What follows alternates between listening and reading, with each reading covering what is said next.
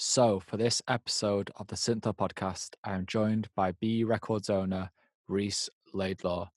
We chat all things about the sound on his label, his rise as a DJ, and also how to create your own look in life. This podcast has got no sponsor, so I'm going to sponsor it myself. If you want to learn to make music or take your music to the next level, head over to the SYNTHO Hub Instagram to find out some more information about the service that I provide. And I also need to plug that it would be greatly appreciated if you could comment, like, subscribe, tell a friend, or tell anyone about this podcast so I can continue to grow it. So without further ado, let's get stuck into the 11th episode of the SYNTHO podcast.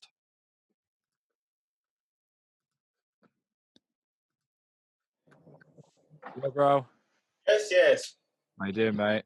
Yeah, good, thank you, mate. Start this video. Hey. What are you saying, geezer? Yeah, man, not bad. I've upgraded the mic and the webcam setup, so I'm hoping it all runs smooth. I'm like, shit. But can you hear me all right? Yeah, I can hear you sound. It sounds loud and clear, mate. What about myself? Can you hear me clear, yeah?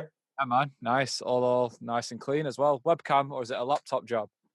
It's a Mac, desktop Mac. So it's a nice camera, a nice monitor. It always seems to be really good, actually. I'm always quite impressed with everyone that's just got the laptop. I had, because I've got a Mac desktop, I had to buy a webcam for it, but it was pretty crap. So I've actually bought an actual camera now that's set up with a HDMI, but I still need to get a better lens for it, but I'm pretty happy with it, to be fair. Nice. Studio's looking sick. I actually just sold the OB6, which is kind of bittersweet. I just never got the use out of it, and it's like a $2,000 synth, so Yeah. I'm looking at the Profit 5, the new one, but it's three grand, man, which is the sound of that are unbelievable, though, man. I've got the little brother of that, which is the Tetra. yeah. That's my go-to synth. Like, but the only difference between the Tetra and the Prophet is the fact that it's only 4 poly synth, I think, and the fact you can't change the parameters on it. It's only you have like 4 knobs where you can change the parameter, whereas obviously on the Prophet it's like the inside of that, you know. Yeah. But it's my go-to, man. So the sound is unbelievable. Dave Smith. Yeah, I just got rid of the OB6. I just thought, well, it's after speaking to Alex Kidd, he's quite, if he doesn't use something, he just gets rid of it. I think it's easy just to collect things for furniture, innit? I think, like, oh, it looks good having loads of kit, but I think sometimes releasing the shackles is actually better. 100%, mate, because you just collect dust otherwise. One man's trash is another man's treasure. Exactly. So are you looking at anything else other than the Prophet? There's that, there's the blue one. There's that new blue synth. It's called like the, Ben Rouse got one. They've only just come out. They call it the Super 6. Okay. It's like a new synth, but it's really, really good, but it looks a bit more friendly. The Prophet just seems like the exact synth that will work perfect for me, but it's obviously a lot of money.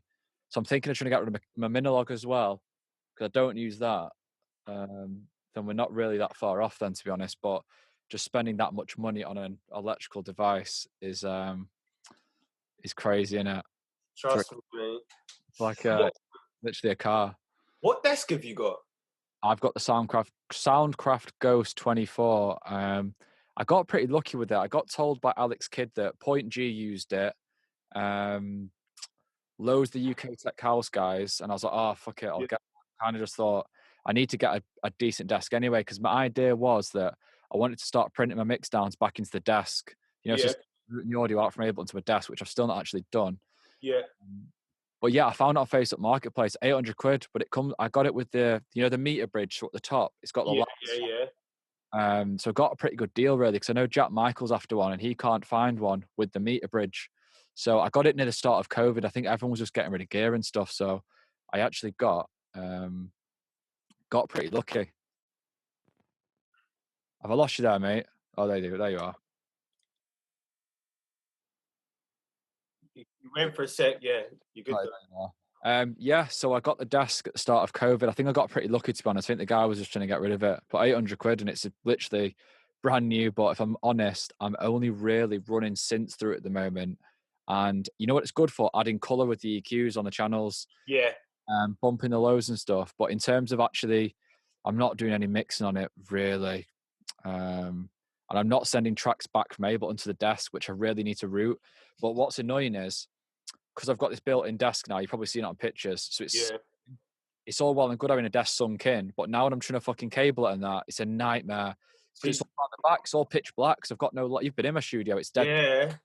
Um, So this is what we're going through at the moment, but we've basically the way we go. You need to get yourself a couple of patch bays. yes, I do. That's what it is. I never fully understood patch bays until I went to Toby Newman's studio, who's actually on the podcast after you. But you can basically patch bay, can't you, outside of the desk, so you don't have to keep going behind it. This is it. So basically, the idea is, so in our studio, we've got the 24 channel minus, right? And same situation, it's a fucking ball let go around the back. So the way forward is you basically treat that patch bay as the outs or ins of your mixer. So for example, you'd patch all the ins in, say, the bottom of the patch bay, and then if you had another patch bay, you'd be able to patch all the outs of another patch bay. And then, for example, you're instead of plugging it into the mixer, you're basically plugging it into the patch bay, which is plugged into the mixer, if that makes sense. So you're looking at the patch bay, but what you're actually looking at is the back of the mixer, if that makes sense. I get it now, but it took me ages to understand it. I was like, why the hell would you have a patch bay and a mixer? But it makes sense to me because in my studio, you have it because then you don't have to keep going behind the mixer, isn't it? That's what it is. Yeah, you know. And like, I was speaking with, because I was unsure how to do it, and Klaus Waitman, he's in the studio a couple of doors down from us. So I got him in yesterday to sort of help me out, and he's got 5 patch bays in the studio. He's got so much equipment. I'm like, how do you, like, what do you use? How many inputs has your sound card got? He's like, 8. I was like, what? Are you serious? He's like, yeah, everything goes into the patch bay. Yes. So I just bought the Strymon tape delay. Sick. Really, really sick, but I'm only using it on send and return at the moment. And to be honest, I've still not used it like that much. But yeah, I was like, how the hell, if I wanted to change the channel it's on and stuff, it makes more sense to the patch bay, innit? Because then you can insert the channel. But yeah, that's what I'm going to have to do, I think. But yeah, it's just a minefield, innit? It's all well and good having a 6 studio, but I almost rather pay someone to come and do it all. But then I think it's better to do it yourself than you understand. You learn so much. This is it, you know. Like that's what we said yesterday. The amount of stuff that I have, the amount of times we've had to change it and change it and change it. But if we didn't do that, I wouldn't know anything. You know, I'd just come in and just think, oh, I wonder how this is connected. So it's always good getting hands on. Always. Yeah, what I learned a lot was when Alfie helped me do mine was I was only ever doing MIDI to the first channel. I was never using MIDI through, and I'm guessing you must be using MIDI through in your studio. Yeah. Yeah, that's a game changer because obviously you can have you'll need like 3 inputs on your MIDI hub, and then I've got everything running through each other. Whereas before I wasn't doing that. I thought everything had to be on separate channels. Okay. Well, yeah, it's fun in it, the learning process, but it's also a minefield. It's like more gear, more problems. So, what we'll do, Reece, I've already been recording the whole thing, so we'll find a nice part to start it. But nice. Introduce yourself. Reece Laidlaw, BeeYou Records owner. Yes. Hey, Josh, mate, how you doing? Yeah, man, I'm not bad. So, if someone bumped into you in the street and wanted to know what you're about, what would you say? I don't know. Quite. How can I put it? Very straightforward, but funny at the same time. A typical if you look at what Sagittarius is, a typical Sagittarius. Like, so at some points I could be so serious, but the majority of the time I'm just taking the piss. In terms of the music game, I don't actually know, but I think you've been doing this for a long time, haven't you? Pretty much. I mean, since now I was looking at 8-9 years. Like since I've been. Yeah, same as me. I thought it might have been longer, but yeah, well, I suppose 9 years is a long time, innit? I always think I always tell people, everyone's like, how long have you been doing this for? And I always kind of change what I say. And then I was like, you know what? I need to actually figure this out. And then it was like, I'd started when I was 17, 25 now. But at 16 was kind of when I started dabbling it. But yeah, and then when you figure it out, it's like, oh shit. But then I don't feel like I've done it for a long time. So when you say 8-9 years, I'm like, oh, it doesn't sound that long. But it's a fucking long time, I guess, nearly a decade. This is it, mate. And every year it gets longer. So what was how did it actually start for you? I think it's always interesting to know, was it decks first? Whoa, no, it was dance floor. You know, it was for me. That's where it started. It started as a growing up in a place where I grew up in a place where there wasn't really that much going on in West London. Like there isn't that many clubs. There isn't really like any sort of music scene for electronic dance music as such. And there was this one DJ actually around our area called Tony Stevenson, and he was a resident DJ at the time this new party called Solid Grooves. And so he used to basically try and get everyone from our area to come all the way to East London and to some of his gigs. So eventually, me and Zach Gerassi, we went to one of Tony's parties. I think it was at Egg, and literally had the time of our lives. And we was like, oh my God, like, what is this place? And then we used to just go out every single weekend to Egg. And, I kind of fell in love with it. And we used to go out on the Friday, go to an after party on a Saturday, go to another party on a Saturday night, go to another after party on a Sunday. And one of them crazy weekends, we went back to a friend's house, and he had an iPad, and he was playing music, right, on this iPad on this app called Cross DJ. You can still get it now. So I was looking at him like, what is that? He's like, oh, it's just a DJ app. I said, what do you mean DJ app? What do you mean DJ? He was like, oh, you just like pick tunes, and you put a tune in this deck, and you put a tune in that deck, and you use this slider to sort of mix in EQs. And I was like, just asking so many questions. I was so intrigued. And I was like, oh, can I have a go? He's like, yeah, go on. I ended up playing on this thing for like 8 hours, right? I swear to God, at this after party. And then ever since that day, I was like, this is me, Like I found a place where I could escape. But then it was I just loved it so much. So I sort of done what I can to sort of, practice even more at home, because I borrowed a friend. He had a Newmark controller. So I used to borrow that controller off him at home and sort of practice. And then I recorded the mix from this Newmark controller and put it on my SoundCloud and like sent it. And at that point, we'd been going out for about maybe 11, 12 months. And so we gathered like a big group of friends that used to all go out to the same places every weekend. And one of the friends, his name was Viv, he messaged me. He was like, oh, I didn't know you was mixing. I can get you a set at Egg if you want. I was like, okay, sweet, no problem. So I got this set booked at Egg. And I remember it was like 2 weeks before the set. And I was like, shit, I can't bring a Newmark controller. I was at Egg. I was like, what am I going to do? I've never used a CDJ before. So I went on YouTube and how to use a CDJ, and started watching all of these videos. And then the day before my set, I messaged Tony, the same guy who was playing for Solid Grooves, and said, can I come around yours and practice on the CDJ? He's like, yeah, no problem. So I went round there. Good job I did, because I thought I knew what I was doing, but I completely didn't. Had a little go there, and fuck it. I thought, this is it, just dive in. And I played this set at Egg. Went really well, apparently. I've probably was terrible, but everyone said it went really well. And then from that, someone was in the crowd. They was like, oh, I can get you another set at Egg again as well. And then I just basically, every set I would play would get me another set. Yeah. So I just kept every single weekend in London, I was playing somewhere else. And that's sort of how it sort of first started for me, really. Sick, man. It was the same for me. I think it was with Ross. I did the same thing one night at an after party. Someone had a Newmark controller, and I was like, what's that? What are you doing there? And he was like, nah, you can't go on this, mate. It was mate Alex Fitz. He's ordered a shout out before. He's like, nah, you can't go on this, mate. Too complicated. Like, you got to know what you're doing, all this shit. And I'm like, fucking hell, mate. It can't be rocket science. And that was like it was the sync button days, wasn't it? Yeah. Like, easy as hell to use, literally. And then it was the same with me. I got hooked. And then I got the Pioneer 800s, the 800s. I think everyone had them back in the day, didn't they? And it was CDs then.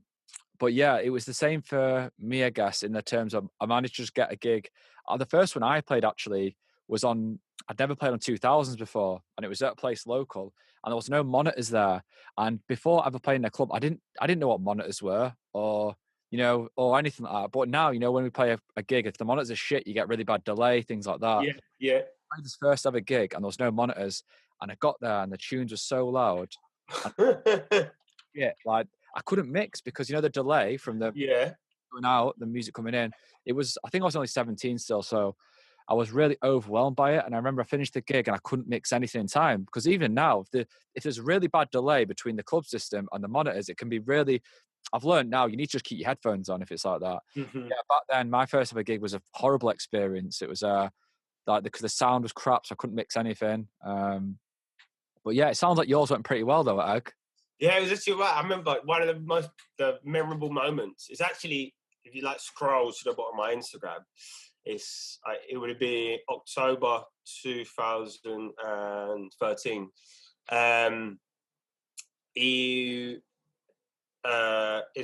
I played Kate Simcoe, Go On Then. And I remember the whole room, because it was packed as well, where we had so many, so we had about a group of 30 of us that used to go out every weekend. And then, so that created the original vibe. And every single person was singing to the song, right? And I remember there's a video of it on my Instagram, and that was one of the most magical moments of my first set, actually. Yeah, So, they were so good them times because I think the first few gigs I had that were actually proper ones, I got to play at Mint Club on a Thursday night. Big up Mike. I met Mikey back then when I went to uni for a year, and Bax, and I went, and they were like, "Oh, do you DJ?" I'm like, "Yeah, I do actually." I don't know how I got talking to them. Somehow I ended up in their office with them too, and I was 18. I knew I was a good DJ, but I didn't know like to what extent like the scene was going on. And he like, come down to Mint on a Thursday night. I don't think I've ever told you the story. And I went, and I think Luke Finlayson was warming up, and I was like, oh, fuck it. I went on my own. I think it was DJ Sneak playing. It was for Mint sessions on Thursdays. You played there as well, didn't you? Once or twice. yeah, Uh, yeah. and I was 18. I walked in. I was like, oh shit, I'd love to play here. Anyway, then I somehow got turned to Mikey. I think someone put some contact. And then they invited me to play the week after or a few weeks after. And then I've got the chance to play those Thursday nights at Mint Club just before it went shit. I think the following year it kind of died down a lot. But yeah, that room was probably my first proper gig, which is epic. And I think if you got to play Egg London as well when it's full as your first gig, it's mad shit, isn't it, really? This is it, because Egg is very similar to Mint in the sense where it's for the new raver, the people that are just finding their feet. It's like the hub, because it's you go in there, you get lost, and there's so many. They bring in so many really cool DJs from all around the world, like every week. So it's a place where there's going to be friends there. Like this was like years ago. You always knew there was going to be friends there. You didn't have to contact anyone. You just had to turn up. You knew you was going to find a place where there's going to be good music, and it was just like that connection point for everyone. Because back then it was the theme of the night. It was dancing. Like everyone, we used to like get in a big circle, and it'd be whoever's like doing the best dance move of the night. Like it was crazy. That's what like we used to, like you see them films where like there's b-boys and there's a big circle and there's everyone dancing in the middle. It was like that. And that's what we used to do. Everyone used to just go there and just like literally lose their shit. It was funny. I think the word's party, innit? Everyone used to actually go and party. This is it, man. And I guess that was really before the whole. You did make videos, but I don't remember those first gigs I've had. The videos you'd get like one or two like crappy quality videos. It wasn't like the time just before it was constant footage of everything. Nah, and you know what it was? It was obviously it was the era of being able to take videos with your phone, but not upload them instantly. You could, but there was like kind of no point because you couldn't there was no stories. Yeah. It was like you would upload a video to Facebook like the next day or something. Do you know what I mean? That was funny. Yeah.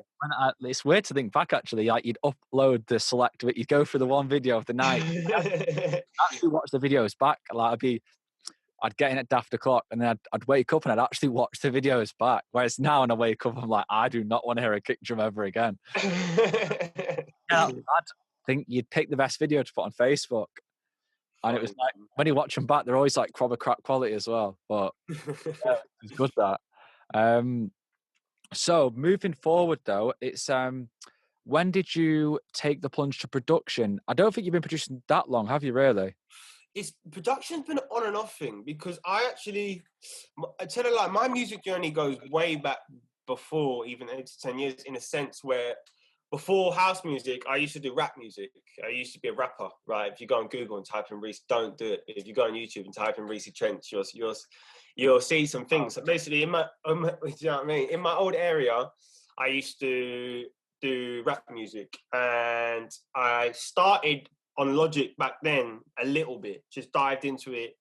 Didn't ever produce a track, but it got me to the grips of using a DAW software and a half understanding how sort of tracks are made. And then when I started finding like club music, I then sort of forgot about production all the way up until, really, it was up until 2014 when I got back from Ibiza. And a big part of that was because not having a laptop and not having a job, like, you know, I used to financially be like sort of at the bottom of the chain, if that makes sense. Like, my income was very, very, very low. I used to always, hence why I've never, still to this day, I've never owned a set of decks. Like, I will buy some eventually, but like, what's that? That's crazy. Yeah, never owned a set of decks, never. Like, finally got a mixer, which someone gave me, right, but it's just sitting here in my house, just sitting there, but I've never owned a set of decks. Like, my practicing come from playing out. Like, that was my practice. And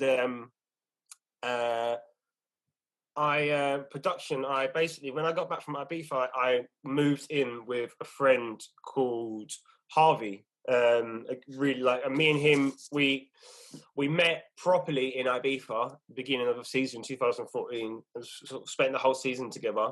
And when we got back, I moved in with him because I'd moved out of my house from the age of like 18, 19 when I first started going raving, and was like staying on different people's sofas, different houses, friends' houses.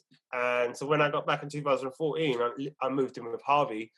Me and him, he didn't know how to produce, but he had a laptop. So I sort of started teaching him how to produce on Logic, and then we started making music together. And that was when I started really diving into producing house music, 2014. But it was a very slow process because obviously where I didn't have a laptop, it was only producing where I could. And then I actually finished my first track in 2017. And that again was on a friend's laptop in Ibiza. We come back from a party, and everyone was sort of partying, but I wasn't in the party mood, and I wanted to stay up. And so I said to his friend Gonzo, I said, "Hey, can I use your laptop?" He's like, "Yeah, no problem." So I just put headphones in, making this track at an after party, where everyone's after partying. Like, I'd finish a little bit. I said, "Oh, yeah, can I plug the aux in? Listen to this." Plug the aux in. Sounded good. And that was how Be Yourself was made. Just at an after party on a friend's laptop. And it wasn't until I got back from Ibiza in 2018 where I finally got a job, and then could finally afford a laptop. And that's when I really started delving into sort of production, really, from 2018, where I had my own laptop and I could, you know, just open up Logic or Ableton whenever I wanted to. Sick. So do you think the production has come because you've been quite curious to learn to make your own music, or more of like, I know, because obviously to make DJing a career, people kind of know now you've got to be able to produce to an extent. Well, you've got to 99% of the time. But would you say your production has come more just out of wanting to learn to make music and wanting to make music and express yourself? Yeah, I mean, I just love sort of, you know, experimenting with different sounds, and like, especially like within the last 2-3 years, I've really started, like, you know, thinking, where does music actually come from? Like, and even like this whole COVID switch, where, you know, a lot of people I've seen being like, "Oh, it's annoying not being able to play out and this," but so when you think about it, it's like, if there was no one making music, there would be no music to play, right? Like, literally, so we play music that people make. And so, like, especially now when a lot of people are digging for like 90s tracks and you know, old school tracks. And it's like, you know, instead of, the mentality was like, well, instead of trying to dig, why don't you just make? Because right now, from what I'm seeing, we're speaking to people, there's been so much new music that's been made within the last, say, like year, 2 years, which has been a massive blessing. Because it's like it's almost giving back. When you're making music, you're kind of giving back, because, like I said, if there was, if every single person was just a DJ, there'd be no music. Same way, if every single person was the producer, there'd be no one playing the music. So it's like trying to, I don't know, I just love sort of anything to do with, the making and the playing. It's a balance. It's a love of both, really. Yeah, I think I'm very much of the same viewpoint, that I've switched. I've always thought this. I find an expensive record. I think, you know what, I could fucking make that. I'm not going to buy that for £100. If I really wanted to, I could YouTube rip it, put it in Ableton, and I'd figure out how he's made it. But yeah, it's the producing and constantly, I think, digging. It's kind of like a bottomless pit, and I don't know. It's not satisfying, I don't think, as making something yourself. I think when you export that track, it's much more satisfying than a £200 dig that you've lined someone else's pocket with. Yeah. No, definitely, I get you, man. And like another thing when it comes to production is, it's like what is making music? Because people just think, that you got a DJ's playing tracks, he's mixing one track into another track. But when you actually break it down, it's no, a DJ is picking someone's track, but it's not just a track, it's energy that someone has gone into the studio and they've made, whether you want to call it consciousness, that has come through them, and that's put in the form of music. They've translated their mind, their story, their vision in the form, of vibrational waveforms. And that DJ is in taking that consciousness, that energy, and giving it out to the crowd, which is giving them a new moment, a new conscious, a new energy. And then he's mixing someone else's, and then bringing it in. And it's like a cycle of energy. And that's why I'm kind of fascinated with the fact that, music and like where the ideas come from, and where does like, this music come from. So like one of my favorite things when it comes to production is actually working with other people. Like for me, that was the main reason why I wanted a kind of big hub type studio, was so, I can invite friends to come down.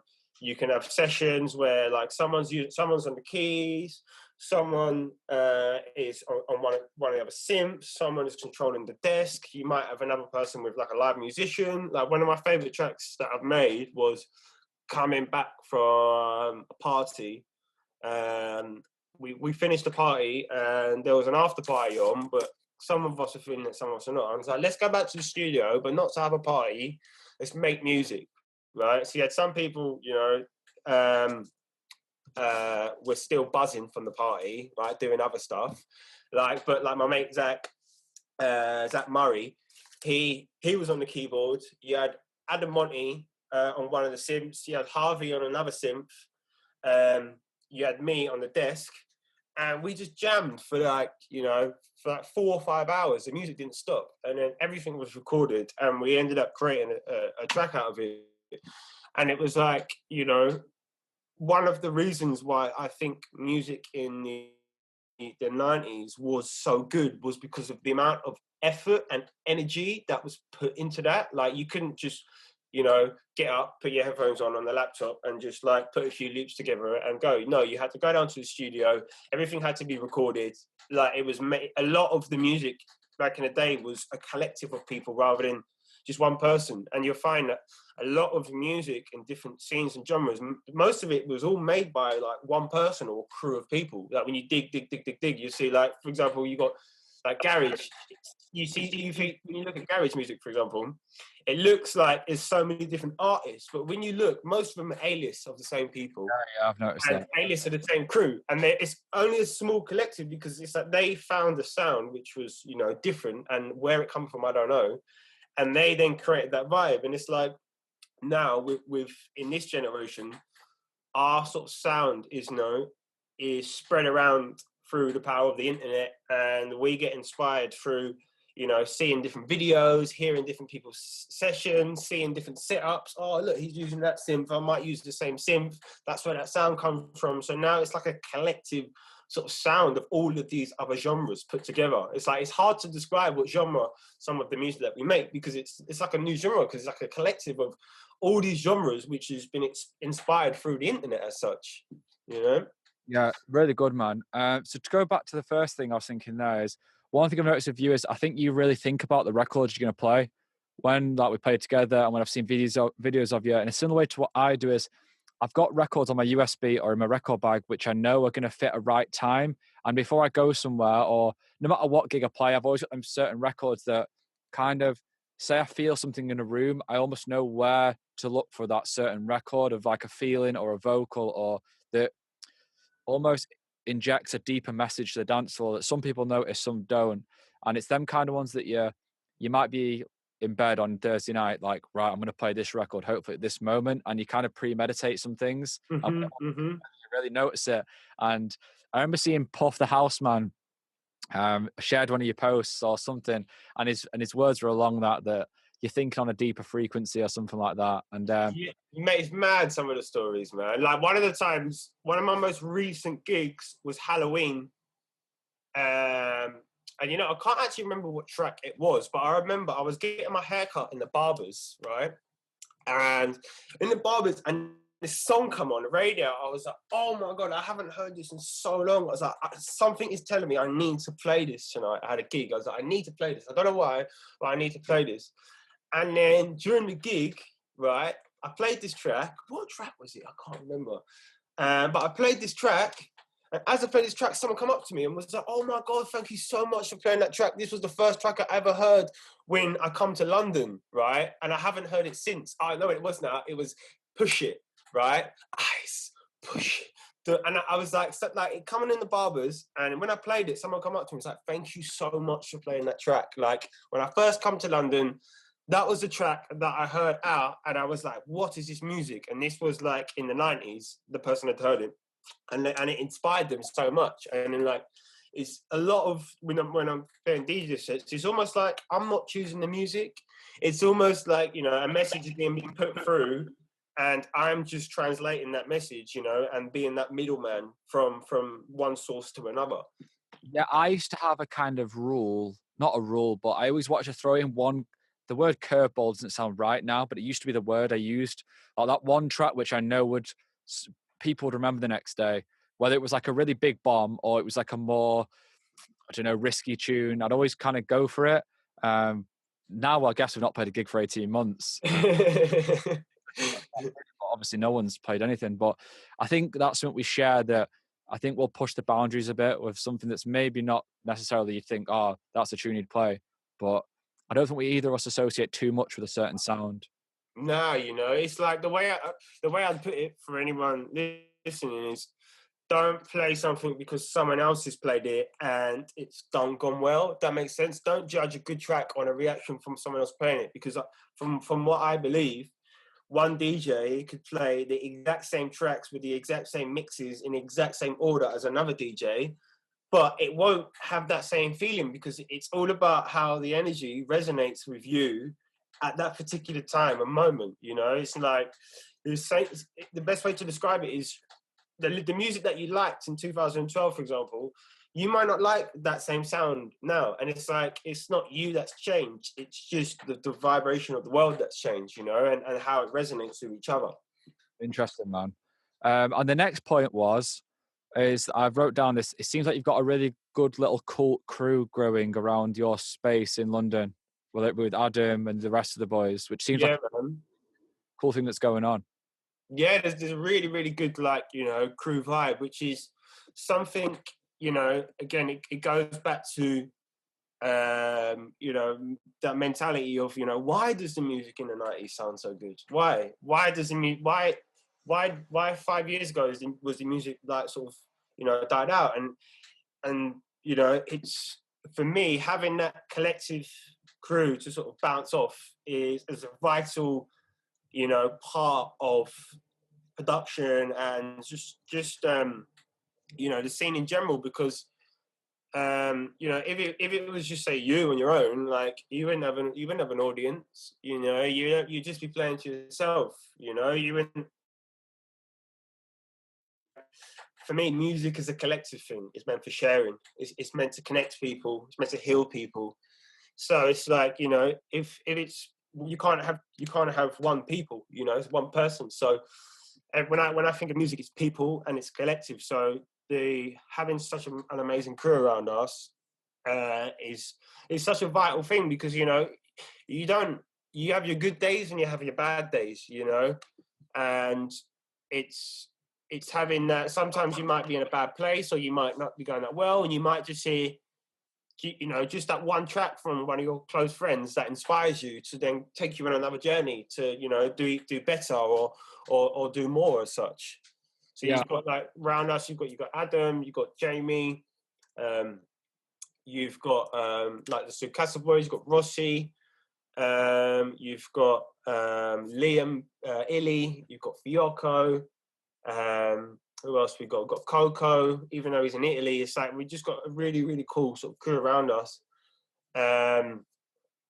And basically, we all got like a WhatsApp group. We all just send different ideas and sketches to each other. Go on runs together. Cool, just do everything to just keep that collective vibe alive, you know. Yeah, and I think you almost get immersed in the lifestyle of it. It's something that I think is really, really cool. For us down here, it's just different. I think it might be to do with city living, the fact you're in a city and it's a bit more that culture. Like, you've seen where I live, almost like, it's not the countryside, but it's not the same kind of energy when you live in the. Yeah, you know. There's pros and cons. I have this peaceful walk every morning. Like, there's the aspects to my life which are really great, and then there's things you're like, oh, it would be cool to be in that energy of the city, bumping into people all the time. Whereas me, like, I'm not going to bump into anyone, and my studio's at home, so I don't cross paths with people. But yeah, there's definitely the big benefits to being in a shared space with a lot of like-minded people. This is it, man. And I think this is why they're like, because I think other than Adam, the rest of the boys are not even from London, and that's why they moved down, because it was like, you know, it's a lot more fucking expensive, and, you know, in London, and you know, the lifestyle itself is a lot more expensive, but the just the way Jamie described it is similar to you, you know, where he's from is quite similar places. Yeah, it's 10 minutes. Being able to get the, you know, just to train 5-10 minutes and be like, if everyone's sort of lives 5-10 minutes train away, and, you know, being able to meet up with so many people, you know, in such a short space of time and so easily, it's such a benefit when you are doing things collectively. And that's why the studio space we're in now as well, one of the most beautiful things about it is that there's many other studios there, you know. So you've got Klaus Fortman down one end, you've got our mate Rich Isaiah next door to us, you've got Harvey and Zach Murray in another studio down the road, you've got a guy called Flo down the road, and it's like there's so many different studios, and you just, you know, you can go in one studio, you can borrow some equipment, pick that up. Okay, can I borrow this synth for a couple of days? Yeah, no problem. You know, oh, Zach, do you want to come in and play some kicks? Yeah, no problem. Oh, Flo, do you want to come in and record some vocals? So it's just like being able to work together with so many people, I think really takes you to the next level. Because I think a lot of people nowadays, they think that you need to do everything yourself, if that makes sense. Whereas, you know, having, you know, a mixing engineer, having a mastering engineer, you know, having different people come in and have some like session recordings of different equipment, it is so vital, because there's only so much one person can do, you know, to make it sound original. Whereas if you've got, say, 5 or 6 different energy sources coming in, that's why something sounds so different, because it's like you can't pinpoint it to one source. It's like coming from 5 or 6 different places, you know. Yeah, I think that would be some advice I would give to anyone listening to this that's in there, whether it's at the start of their journey or even similar level to us. I think trying to build a crew early on can help you a lot, but it's something you can't really force. I think No. from today who wants to form a crew, it needs to be naturally. You need to make conscious effort to network with new people. It's not just going to happen. Like, Mm-hmm. lucky things don't just happen. You need to create luck yourself by going out to more parties, or if someone says, "Do you want to make some music one day?" maybe just go and do it instead of being like, oh fuck it, I'll watch Breaking Bad or whatever. But yeah, starting somewhere and making more of a conscious effort. Something I probably don't do enough is kind of take opportunities to make music with more people. I am at the end of this month making some music with Danny, but I guess during COVID and stuff, there is an excuse for me. But yeah, it's something. I've got my little crew, but we probably should make more music together. But it's easy. It's one of them, isn't it? Where weeks can pass. I'll do it next week. I'll do it next week. It, mate. But yeah, That's it. You said a key point there. Is that, you know, it's saying yes. yes. If you yes, if you just say yes to every opportunity, you know, it's like that is what opens doors. Because sometimes you can say, sometimes, you know, the opportunity might be here. Oh shit! Sometimes the opportunity might be here, you know, and you've got this door and that door in front of you, but you don't like the look of that door. So if you say no to that, you're never going to get here. Whereas you just say yes to this and that opens. You know, you say yes to that and that opens, and you finally got where you want to be. You know, I think it's just I get an example that comes to my head. It's not a good one, but say you said back in the day, if you accepted everyone on Facebook, all them yeses, it kind of accumulated luck. When I think about the lucky things I've got from social media, it's because I accepted that friend request. And it's almost just like going out. Say someone want to go for a pint. Obviously, I mean, go for a pint, not a 3-day bender, but you go for that pint. You might talk to them about an idea. Then that goes into something else. I think saying yes to more is something which no one spoke about yet, but I have a feeling this time next year, it's going to be the new thing where it's like, say yes to more after all this, because that's how you create opportunity, create luck, create new friendships. At the end of the day, I don't think long-lasting crews can be formed just through social media. I think it needs some kind of human interaction. And when raves, 100%. and when raves are open again, I encourage every aspiring producer to go to raves, talk to the guy next year, try and talk to the DJ. Don't do his head in, but just, do you know what I mean? Go for a cig, give that guy the lighter, things like that. You never know you're going to speak to, but it's creating your own luck. Not in the sense where it's like work hard to create your own luck. Just say yes to do more. That's how you create luck. It's as simple as that. No, exactly. You know, and just be original, be yourself. Funnily enough, you know, and it's like you like-minded people attract like-minded people. You know, so if you're as honest as you can be with yourself, you know, because like being a better producer starts from being a better person. You know, because it's all energy, and so you know if you're trying to if you're really on a path where you know you want to do something good and you want to be a DJ on the top level, then you need to be at the top level of yourself as a person, because it's like it's all energy, and what you're making is what is you and what you're thinking, you know. So it's the same with when it comes to meeting other people. You meet people in your life when you are on the same level as them people, and the same frequency, and thinking the same and doing the same. And that's why everyone's come together now at such a vital point, because everyone's got that mindset, you know, of wanting to progress, you know, saying yes to everything, you know, and sacrificing everything as such, you know, towards being where they want to be. And then because of we're all thinking the same way, we've all, you know, met at this point in our lives. Like Adam, for example, me and Adam have been in Ibiza at the same point, at the same parties, you know, but never met each other. But it's only now, like in the last, say, 2-3 years, where we've actually met and spoke and connected, because now we're thinking on the same page, if that makes sense. Yeah, It's funny that, you know, like I was going to say it's quite on, funny how, when I think like we'll talk about this after actually, how we know each other, and then like I met Adam years ago as well, and then I feel like everyone's now kind of thought, oh shit, we need to take this a bit more serious if it's gonna work. But yeah, it's funny how everything can be traced back, like how I know Danny, how I know you, how I know Casey from, you know, there's always something like a few years ago when we met for the first time, and then no yeah, one saw this coming, I guess, which is mad. it's crazy, isn't it? Yeah, so what were you saying about Adam? No, I was just saying that it's crazy how you can be in the same party as someone years ago, you only know from speaking after, and not even notice them or see them. Yeah. And that is, you know, the best way to describe being on different frequencies, because it's like you could spend the whole night at a place with someone, and it's almost like they're invisible. They're obviously not, you know, but you just never bump into them, or you never make eye contact with them. Yeah, I think sometimes the time is never right. However, timings do improve to kind of connect on certain levels. And what always fascinates me is when I hear other DJ stories about Mm. how people know each other from way back when. Obviously on crazy lengths of time, but we met, correct me if I'm wrong, in Ibiza, or I think you gave me a gig in Ibiza, I think, or you helped me get one. But I don't know if we met before that or that after Bros, but I have a feeling after Bros is after Ibiza. Know which one? After, bro. Do you remember that mad party that you came up from? Did Yes, yes, yes, yes, yes. It looked like the Warner Brothers. It looked like the Warner Brothers song. Yeah, yeah. And that was with Charlie Banks, no? Yeah. Me and Charlie played together. Yeah. Yes, yes. Oh my God, yeah. Because we'd met a little bit in Ibiza.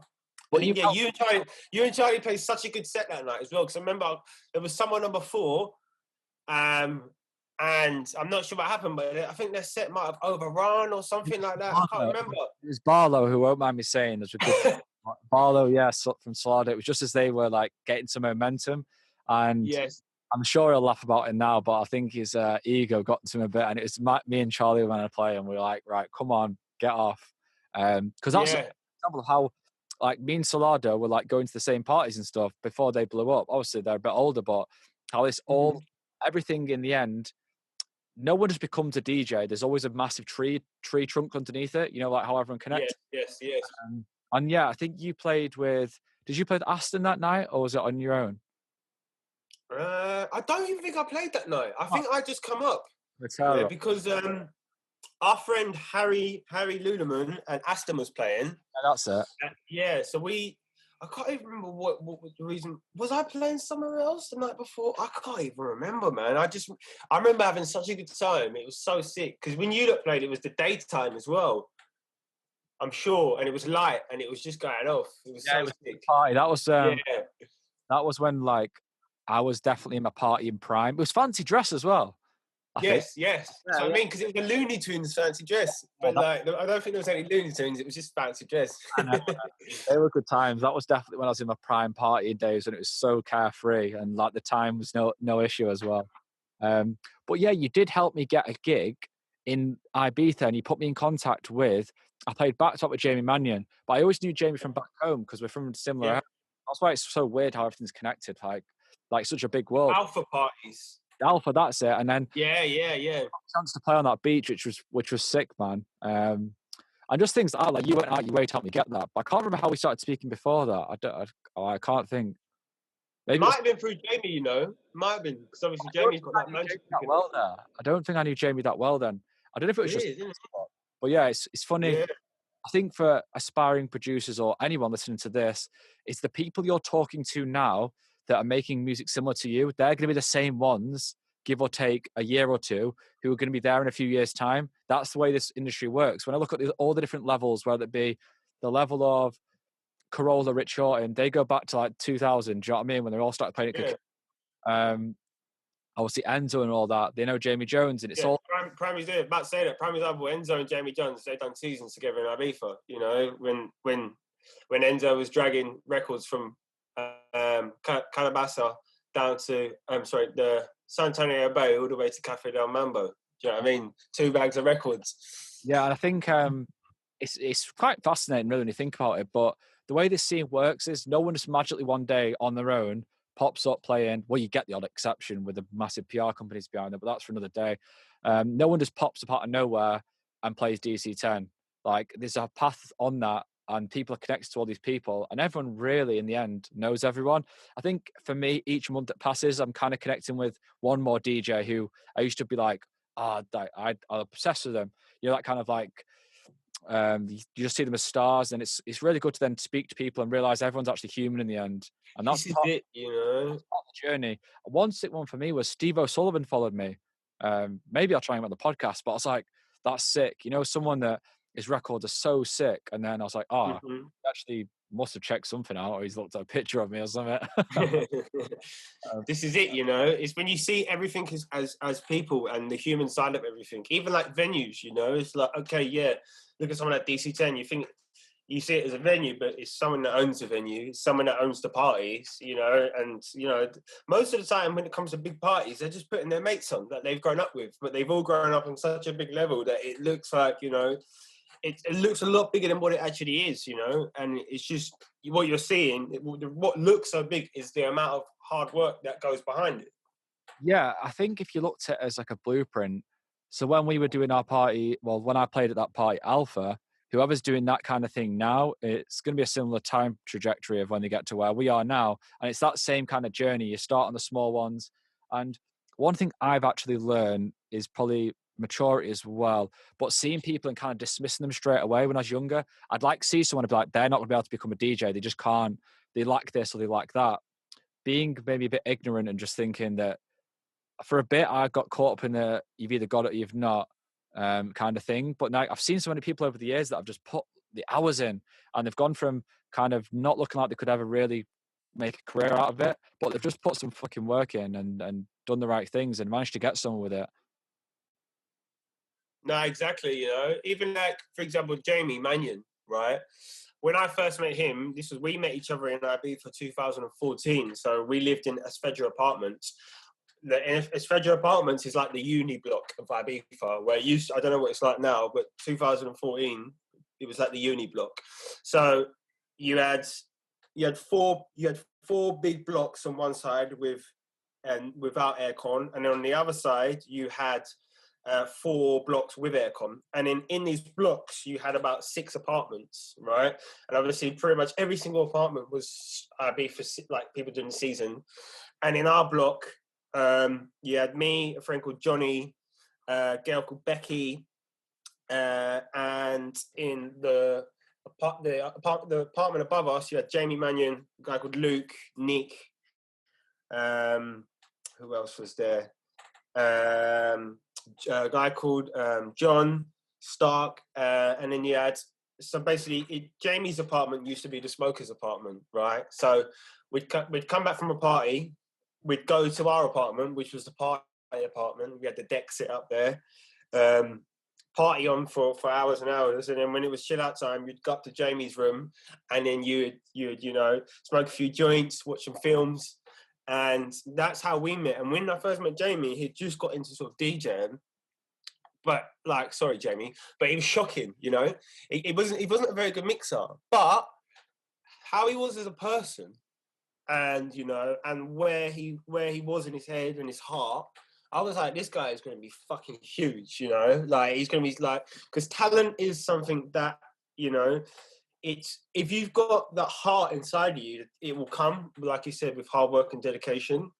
And you know, I mean, over the years, like the growth I've seen Jamie go from, you know, from hardly being able to mix a track to now he's sending me music which he's been making, which is just like unbelievable, you know. And like the mixing side of it, mixing records left, right, and center, no problem. And it just goes to show the amount of hard work that guy put in. He done everything from, you know, going back to Ibiza every time, to getting a job in the music industry, to coming back to England, to then saying I need to move to London, to just constantly saying yes to opportunities and constantly putting hard work in. It's like, you know, it doesn't matter what level you're at, as long as you've got the right heart and, you know, you've got the right attitude, you will go somewhere, man. He's a great example, actually. Great energy and clear dedication after making pretty big moves, really, going to London from... He lives near me, and it's like, it's nice. It's a nice place to live, comfortable place to live. So hats off to him to make the plunge and go to London. So the next thing I want to talk about, actually, is, well, I don't know if we spoke about BeeYou yet. So No, not yet. let's speak about that. So this is your label party or just label? Just label, really. Label brand, I want to call it. But I do it with Jamie, actually. So that started in 2017. And I remember I was living in Ibiza in the winter, this point. It was quite quiet. I was living on my own in an apartment, actually, for a particular... I was sharing with a friend at his apartment. And he had gone back to England for the winter to work. And I'd stayed out there. And I don't know what it was. Something was telling me that, you know, you've got all this free time. You need to start something fresh musically, because we'd done the alpha parties. They had kind of slowed down and stopped. and there was nothing going on. And I was like, you know what? I'm going to start something. I don't know what it is, right? And I rang up 3 people, right? Jamie being one of them people. And I said the same thing to each of them people. And this goes back again to these yes opportunities. So the first person, I said to them, look, boys, I'm in Ibiza. I'm in the winter. I've got an apartment. All you got to do is get a flight, come out. Let's plan something musically. First person said, yeah, that sounds like a wicked idea. I'll try and get something booked. Second person said, yeah, wicked, mate. I'll try and get some flights. And Jamie was like, yes, lads. I'm looking at flights now, and there's one here for 20 quid. I'm gonna buy it, right? Said yes, there and then, you know, power of now, Eckhart Tolle, right there. He was like, I'm going to do it right now. So he booked his flight and he come out, and then basically we come out to plan something musically. He'd come out for a week. We spent the first 5 days doing absolutely nothing about music, but we just caught up, right? Had such a good time. And then on one of the last days, we was leaving our apartment and we saw this bee, right, on the wall, right? It was like on its last legs, this bee, and it was a bee that we'd never seen before because it was like black and blue, right? It's called a blue carpenter bee. And, you know, we looked at it and we thought, fucking hell, that looks nuts.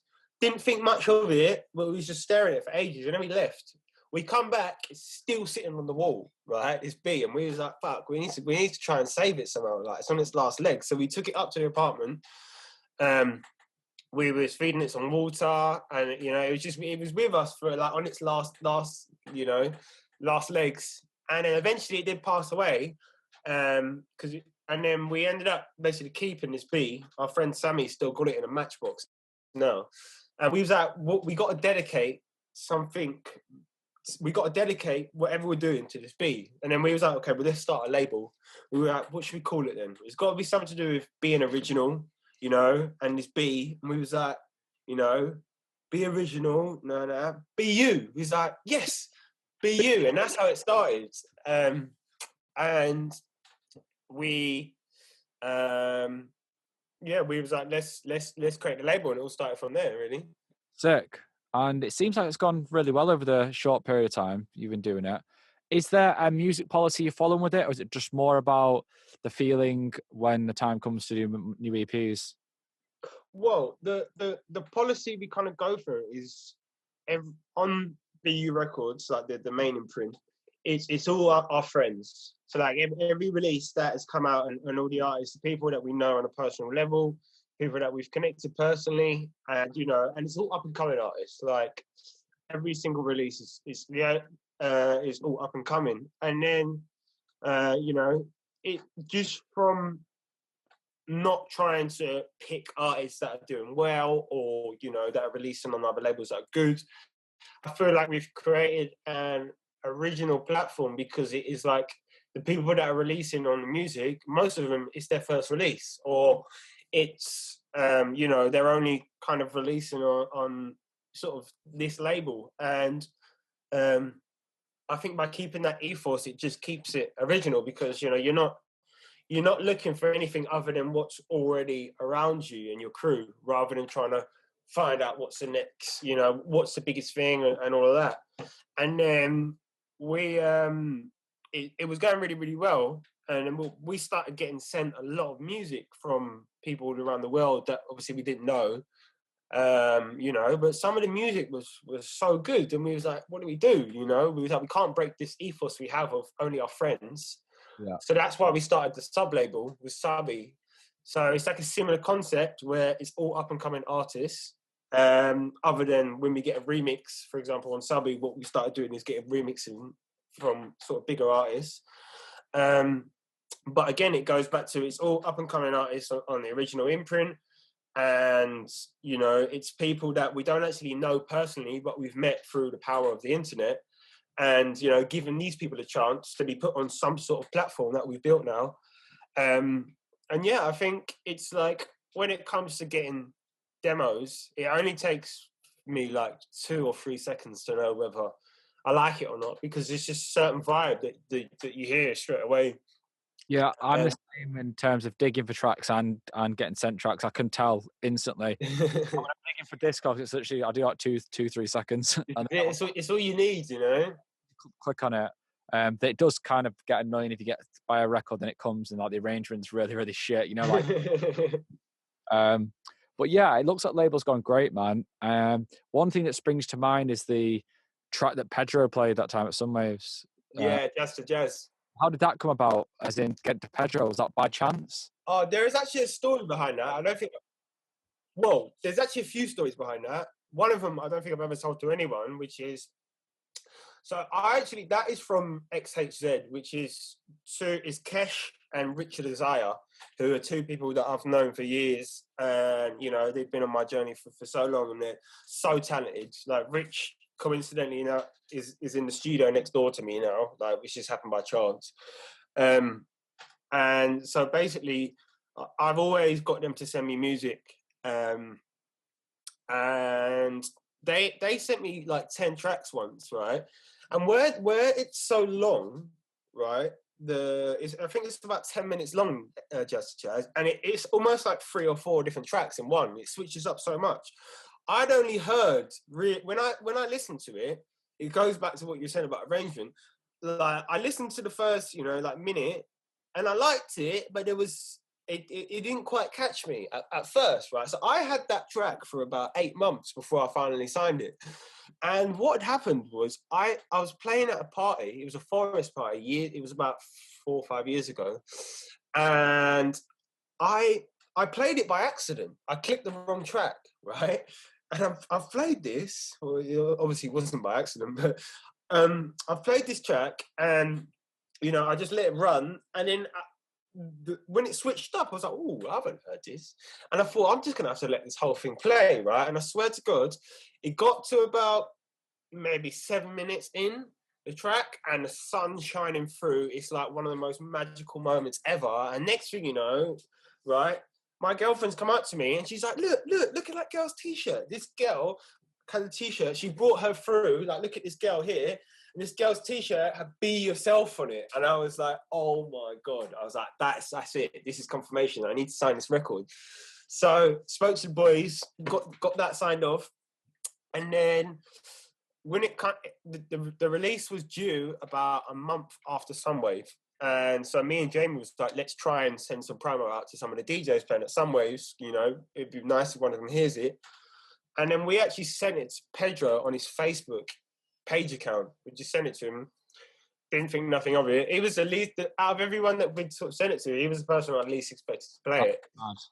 And then, yeah, next thing you know, downloaded it. Didn't say nothing. Downloaded it. Didn't think nothing of it. And I woke up. I was going to Sunwaves on the Saturday night. I woke up on the Saturday morning to Harvey sending me a video of RPR playing the video, and I'm looking at the video like, oh my God, what the hell? And I'm just like itching to get out there now. And then when I finally got out there on the Saturday night, Pedro was playing Sunday morning on his own. And yeah, I was watching his set. It was about 3-4 hour set. About 2 hours in, I'd been up the whole night before. I was like, I'm just going to sit on the beach and smoke a cigarette, right, and chill out for 2 minutes. As I done that, that's when he dropped the track, yeah. So I've come running back in, but it was obviously too late to get the video I wanted to. And then, anyway, the day after, I'm with my mate Joe, and we're speaking about how we're getting back to the airport, right? And we're like, we'll share a taxi. So we shared a taxi back to the airport. And while we're sitting in the airport, there's me, Joe, and his friends. And none of us are speaking, right, for about 20 minutes, just all mute after doing 3-4 days at Sunwaves. And then next thing you know, Joe's picked up his phone and was like, here, lads, have a look at this video, right? It was like, me and my mate have been trying to find this track, but we can't find it. Do you know what it is, right? It's only the fucking Jazz for Jazz track, right? I'm like, oh my fucking God, you don't. And he's like, what? He's like, do you know it? I was like, what do you mean, do you know it? That's the track I was trying to get a video of. He was like, what? So yeah, that's how and that was the video that we ended up posting on our Instagram. And that really took, you know, the label to the next level in the sense of, it took it to a wide audience, because before, you know, we had a big crew of mates from London, and you know the label was doing really well through the power of everyone else supporting it.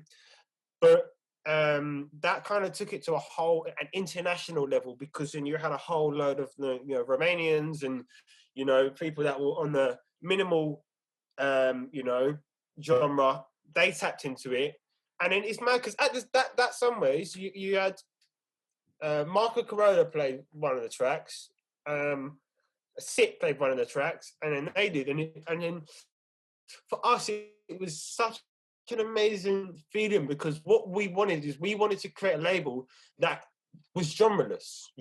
Anyone could play it and it would work. And the fact that you had everyone from fucking Corolla to Pedro playing it, from tech house to to minimal to whatever you want to call the genre, it's like we want to create genreless music where it can be played anywhere, anytime, by anyone and work. And by doing things, I wouldn't say different, just not taking kind of not inspiration, but not doing it the way other people are doing it, has created us a new style of music as such, because you can't really put a genre on some of the stuff. Yeah, that's really good, man. And really cool story. I feel sorry for Pedro's Facebook inbox after this. I bet everyone's yeah, guys, my advice is think about if your music's going to be played by Pedro yet, because if not, the thing is, if you send artists like that music and they see that it's shit, the next time you send a good track, they won't listen to it. So Exactly. wait for the time's right, even though everyone's probably already sent it already. Yeah, it's quite a good one to do, that Facebook messaging some artists. And you can't get hold of them. You never know. This is it, Potluck, though, innit? That stuff's just potluck. Like, if you open the inbox while he was on the train up to his nan's house, or whatever, he probably wouldn't have checked it. But if you caught him when he was in the studio, he thought, you know what, I'll give it a play. A sick one, though. And a really good artist to play your music, really. Really, really good, man. And Marco. Marco's he's at the top of the list, man. I want him to play on the tracks. So the last thing I wrote down was your Infuse residency. Correct? Well, yeah, it's a funny one. It's like, so there's never been you're now a resident type thing, but it's just, again, it's just a natural process that's just happens, It funnily enough, it actually started from to be fair, Infuse have always been one of them parties where the first time I went into Fuse, it blew my mind, Like, I've never been in a place where not only is the sound right, the lights sound perfect, the lights are perfect, the crowd's perfect, just everything. It's an experience. It goes beyond the levels of parties. I don't know if this was, and I didn't even experience Fuse when it was originally at 933 East. My first Fuse was at Village Underground, but it was, for me, going into a place, and it wasn't just going into a party, it was you was fully immersed, no matter where you was standing, whether you was in the smoking area, whether you was at the bar, whether you was at the dance floor, you was in this vibe, and it was something that I couldn't get over, and not only that, the music was just like on another level. And so from the beginning of my journey, Infuse was always a place where I had my heart on, and wanted to be a part of, should I say.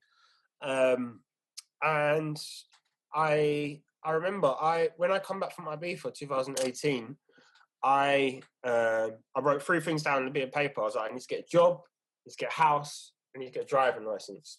Yep. I still ain't got a driving license, by the way. But first thing was looking for a job, and I went to. I was and ahhing when the first party that I wanted to go at, because there were so many friends I hadn't seen for so long. And I didn't want to be too overwhelmed with actually just going out and meeting everyone. So I wanted to wait for the right time. And I remember Real Gang was doing a party at Fabric on Sunday. This would have been in January and Sunday, 2018. And I was like, that's the night I'm going to go out, right? And then in the daytime on the Sunday, our friend JW was playing at the opening of 93 for East on a Sunday for a party called Belong, right? It was the reopening, and I sort of turned up early with JW and Zach, and bumped into Daniele, who is Enzo's cousin, who does like the A&R for Fuse, and he's worked with Fuse, for years.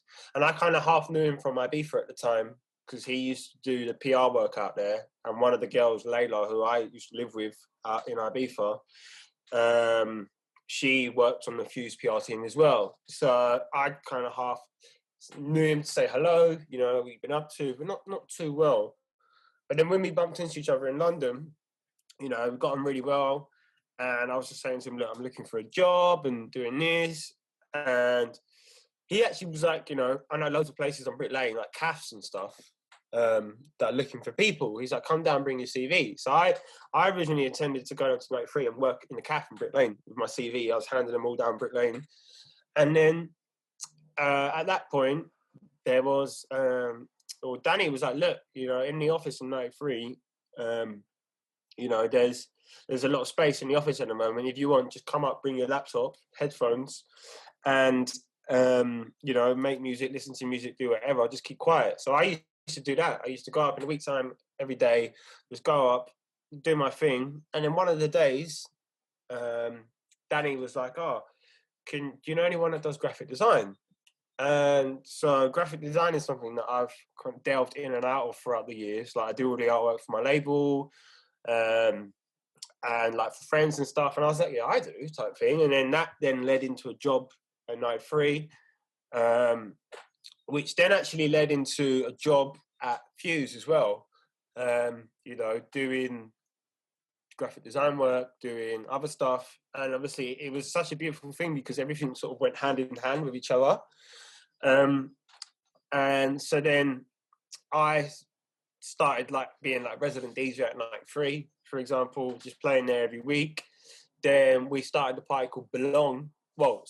Then the party called Belong that I first went to, that was already there. I started playing there every week, which was amazing because that put me in a position, again, like you're saying about, building up the ranks. Because if I, say, for example, if I would have played for Fuse in 2018, I would have probably shat myself and putting the record on the needle like that and fucking it up because of like, but by playing for Belong first, it enabled me to play alongside artists like Sid, John Damas, Roscoe, all of these big artists, for example, that I was warming up for. It gave me that sense of, another level of confidence to be able to put me in a position where I was able to play to, to bigger energy crowds as such. And I remember, it was always a case of wanting to play for sort of Infuse. And then I remember it was, at that point I was doing the artwork for most of the Infuse flyers and stuff and event flyers. And the Halloween artwork, I got sent the lineup, right? And then I done it all. And then I remember it was like, Tony was like, oh yeah, there's one thing you got to change. I think he's like, yeah, just put your name on there. And I was like, what? Like, no. And then obviously that, actually, wait, tell a lie, right? The first thing I played for was, we had a pop-up event, Nietzsche. Yeah. We had a pop-up event. It was like on Record Store Day. And it was like a pop-up event, and that was my first sort of experience playing for like an Infuse party. But it was only a small thing, and it was like a private thing. So it wasn't like and it was like a pop-up place. It wasn't like a huge sound system. Sound system was nice, but it wasn't like a rave. It was more like an event as such. And then, so obviously since then, it was like, I just really wanted to play for a proper Infuse party. And then I was waiting and like 2 parties went by and I thought, oh shit, maybe I fucked up the first set. Like, what's going on? Like, and it was just that wait and, that want that just kept there. And then it was that Halloween party. That's when that happened. And then got told to put my name on the lineup. And then that first set, I was playing, I think, like 8 in the morning till 10. And then I remember it got to about 10, it was just coming up to 10 o'clock. Like everything was going so well. And then Tony came up to me, he was like, how you getting on? And I was like, oh, fucking loving it so much. She's like, yeah. Like, go on, play for another hour. I was like, oh my God. And then, you know, it was really, really nice because where it was in London as well, had so many friends there, so many people come down to support. And you know, it was a similar vibe to my first couple of sets where every time there was like he was bringing a new experience because you was breaking a new barrier level of confidence, you know, like you was more comfortable with what tracks you're going to play, more comfortable with, you know, just kind of staying calm, not giving it all. And it was you know, like by the time I had the last set I played was in February, and on that set it was like, you know, it was completely different from the first. It's still just as good, but it was completely different because it was more, instead of just playing bangers, it was taking people on a journey. You know, it was not having to worry about playing an next banger. It was just holding it back. And yeah, I think where a party is, everything else is taken care of. Like Infuse, for example, you haven't got to worry about anything. You know, you just turn up and you do your job, which is take people on that journey. You know, so for me, it's such an amazing experience to be able to, you know, play at the place where I once looked at and thought, mate, I would love to play this so badly, man. Yeah, I think I share the same passion for that. That it's a real bucket list gig to come and play for Enzo and the rest of the gang. And I think that comes back to the point of saying yes. You said yes to the going to sit on your computer in the office. You said yes to going to hand out your CVs and shit, and then that luck came from itself. Because some people could say, "Oh, that's lucky," but yeah, but it was created from saying yes to more shit. No, exactly. You know, because like this is it. This is literally just the perfect way to put it, mate. It's like if I would have said, "Nah, I don't want to work at a cafe. I want to be a DJ." Do you know what I mean? But it's like no, then that saying yes to work at a cafe that didn't actually even happen, you know, led to playing at Infuse as such, you know? I think that's such a good example. And yeah, I think for me, the most special gigs I've played, I've always been at You and Me. But even the difference between that and Infuse is like, it's my party, so there's things to worry about. But what you mean is when you turn up to Infuse, there's nothing to worry about because it's not, you just get to go and DJ, which is like the dream, I guess, to play some of these massive gigs. You see like Sunwaves and DC10, whatever. And Infuse is an example of that you can turn up and your job is to absolutely smash it and DJ. Whereas like all the time, my most best gigs have always been the You and Me, but it comes with I guess it's the pros and the cons. It's almost adds to the vibe. It's your party, but also build up. You've got to worry like, is we going to do any tickets and all this? But yeah, I think it's a good story, man. Definitely. Nice. So is there anything else you want to add, mate? I've been doing 10 questions at the end of every podcast, but maybe we could do them. And if we have anything else to chat about, we'll go back to it. But the first one is, what is your favorite place in the world? That's a good one, you know. It's a fucking good one. Cool. I thought you might say London. It is, isn't it? It is, and it ain't. I feel like, you know what? I feel like I haven't been there yet. Really? Yeah. I don't know what it is. But, you know what? Actually, I'll tell you what. One of my favourite places is Amsterdam. I love Amsterdam. Yeah, it's so really much. Yeah, Amsterdam for me is like ticks boxes. What is your go-to breakfast? Go-to breakfast.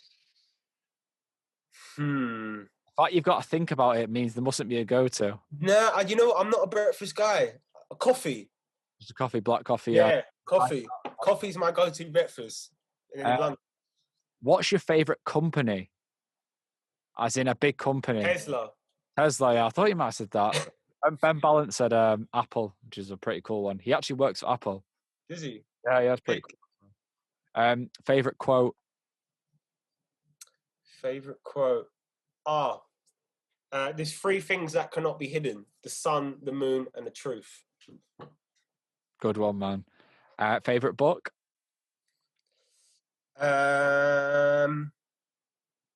Favorite book? That's another interesting one.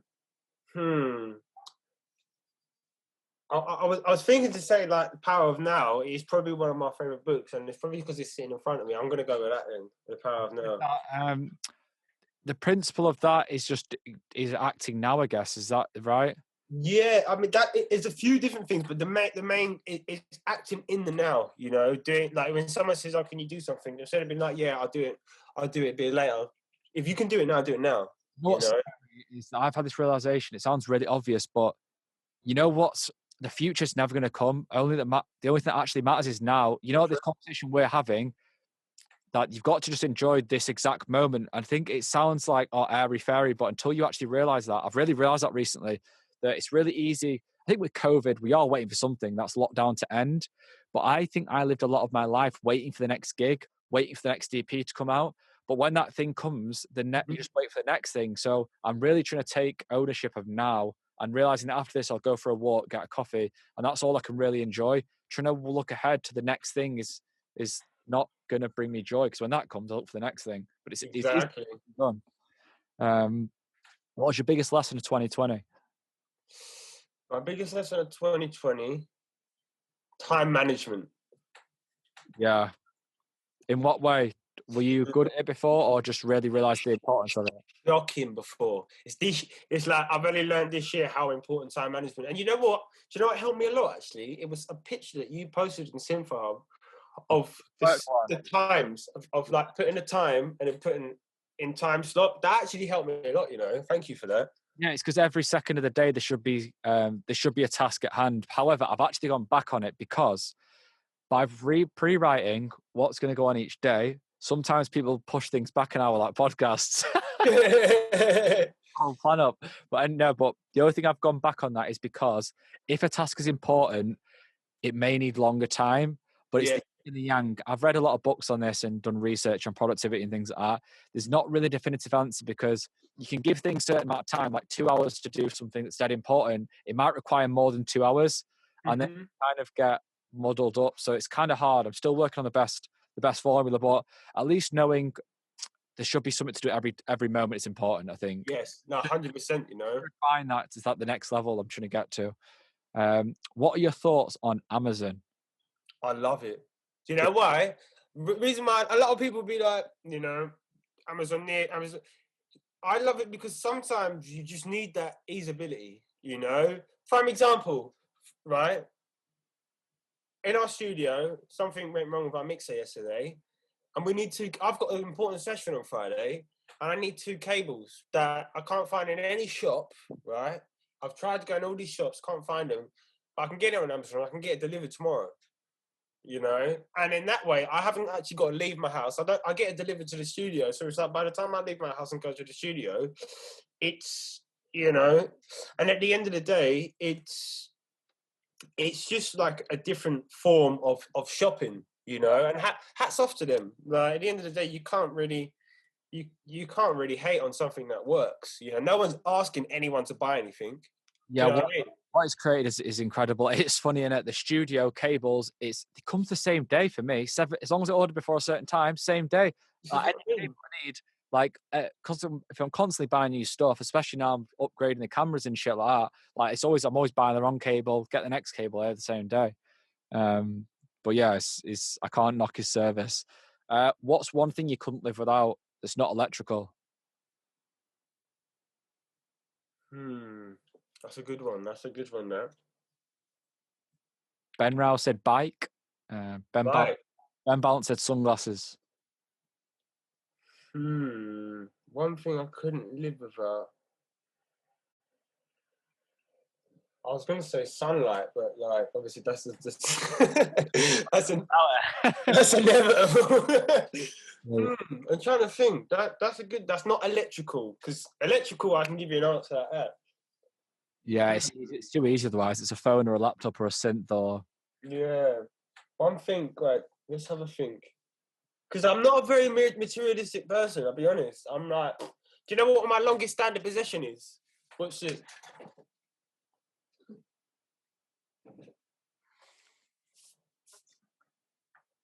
Tiger. Take that. The tiger that I got for £5 on a charity store, right? And this is my longest standing possession. Maybe I'm going to choose. This is one thing I actually can't live without. Tiger. Good answer. Not what I expected though, bro. What's your favourite sport? My favourite sport is athletics, like Olympics. Oh. I was going to ask you about that because I saw you running the other day. Are you a long distance runner, or are you just is it just a part time every now and then job? I've delved in a few different things. I really like slow long distance. Like I've done a few. Like for example, I haven't actually. I've only just started running, but I've always been doing 5Ks. And then the other day I done a 10K, and I enjoyed that so much more. And where I live, where I live, is a lot of forest. It's just like on the outskirts of. It's called Forest Gate, so it's like you're 2 minutes away from Stratford, for example, in the car, 5 minutes away from Stratford. But then if you go the other way, you go towards Forest, and so you can run, and like the views are just amazing. So I love like running slowly through the forest. Yeah, I've taken a liking to longer distance running. I hate doing 5Ks. Like I'll do a 5K and I'm like turboing it and running dead fast, and it's not as enjoyable. I always set off on a 5K, got right, I'm just going to enjoy this. Like 500 meters in, I'm there like, right, come on, we're having it here. When I do a long distance, I'm like, right, you're just ready for the ride, and I think it's a bit more relaxing.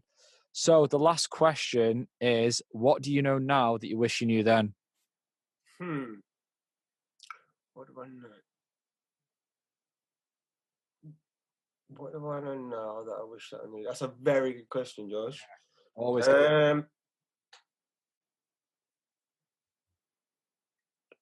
Don't slow and steady wins the race. Like before, I thought I had to do everything so quick. Like I thought I had to make loads of music, like and download, buy loads of music, dig for loads of records. But it's not. It's not about how much music you got. It's about how much meaning that music. It's about how much that music means to you. Yeah, I think one way you could put that is maybe Rome wasn't built in a day, but they were laying bricks every day. So it's not like you don't have to do it in a day, but you need to keep doing it though. That's one thing people mistake. I think it's the fine balance between you don't have to go 100 miles an hour all the time. It's probably something I've do sometimes, in January especially. But it's trying to find that balance between enjoying the journey, enjoying the process, and Yeah, really, man. it's not going to happen in 2 minutes either way. Even if you stayed up for 6 months straight, it just can't happen in that short period of time. You've got to grow as a human and become the person you want to become. This is it, slow. Like the longer it takes you to do something, the longer it's gonna last. Yeah, and when you get there, you feel like you're ready for it, I think. This is it. Yeah, it's like you never actually get there. You just constantly on the journey, It's not the now, where you never actually get there. You never become that end thing. So kind of scary. It gets me. I try to stop like setting numerical targets on things, or because when you get there, you just look at it and you're like, okay, now let's go again. Do it, double it again. It's just it's hard. So Reece, it's been an absolute pleasure. Is there anything else you want to add? Any releases or anything to look out for? I tell you what, there was one thing, and it was going back to the label. It was something because I remember you mentioned something about a message to aspiring producers, because there's one thing I noticed that is my pet hate when it comes to receiving demos, right? And it's when you send music out to a label for demos, obviously this is just my opinion, there's no right or wrong, but don't put the download on. If it's on SoundCloud, because what I find is if I get sent music and there's the download button on, the first thing is who's got this track? How many other people have listened to this? How many other people have downloaded this? And I prefer it when someone sends me tracks on the label where it's undownloadable, and then, for example, if I like it, then that person will send the track over to me. And it just gives me, as a label, a lot more confidence on how secure that music is, because there's a process between when that music is heard on the outside. Because a new track, a track that might be old to the person that made it is new to everyone that hasn't heard it. The only thing is, I would say, is if you're sending demos to some artists, they might download them and listen to them later. But there's the one advice I would say is don't send music to more than one label at once. So I guess if you're doing it that way, it doesn't really matter. Do you know what I mean? Like, people, like, you're there assuming people are sending the tune to multiple people. No, but that's what I'm saying. Me, and how I look at it, if someone sends me music and it's got the download, I'm just like, you know what, I don't even want to know. Because it's happening, and that's from past experience of having music and it's just simple, you know. Like whenever I send my music out to any label, it's a case of having that trust that, you know, it's like if I'm gonna send it out, the download's not gonna be on, because then I know if that person wants it, they get it, you know. Yeah, I think that's a good point. I never actually thought about that too much. So I think we can wrap it up there, Reece. Thanks for your time. Hopefully you enjoyed it. It's good to Oh, chat. thank you, brother. Yeah. No, thank you so much for having me on, mate. Really, really appreciate it. Big respect, bro. And people can head over to Instagram's best place to catch you.